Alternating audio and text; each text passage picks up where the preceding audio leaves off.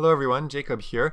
In the last lesson, we talked about how as much as can actually be similar to even though, or in Korean it can mean 뭐뭐 하더라도 or 뭐뭐 하긴 하지만.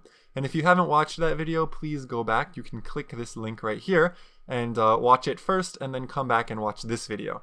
So, like I just said, as much as can mean even though, and today we actually are going to talk about one last way to say even though in English. So let's go down and let's look at our other way to say this 하더라도 or 하긴 하지만. Well, you can use while. Okay, you can say while subject verb object subject verb object. So while and then a full sentence and then another full sentence. All right, so let's just go up real quick and then we'll come back down. But if we go up and look at our last examples, as much as I like living in Korea, I want to go back to America one day.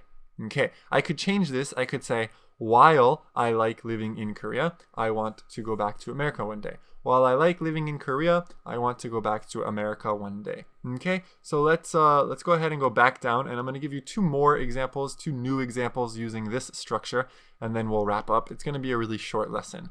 While I like kimchi, I don't eat it every day. While I like kimchi, I don't eat it every day. So again, we're using while. Always use while at the beginning of the sentence if you want this meaning here, 하더라도 or 하긴 하지만. You have to use it at the beginning. While I like kimchi, I don't eat it every day. So again, this would just mean 김치를 좋아하긴 하지만 맨날 안 먹어요. Most Korean people eat kimchi every day. I actually like kimchi. Not all foreigners like kimchi. I do like it, but I don't eat it every day. Okay. Another example we can say is while it seems difficult, it's possible to become fluent in English. It's possible to become fluent in English without going abroad. Okay, a lot of Korean people think that if you want to speak English really well, you have to go abroad. Well, this isn't true. I've had many students actually who have studied really hard, who've never been abroad.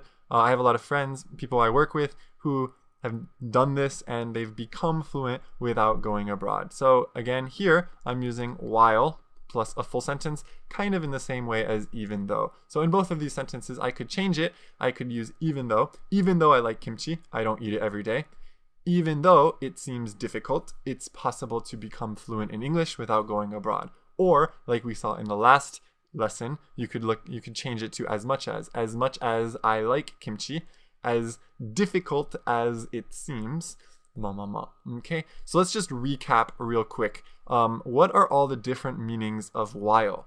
Well, the first most obvious meaning is 하면서. Okay, I think everyone knows this meaning, 하면서.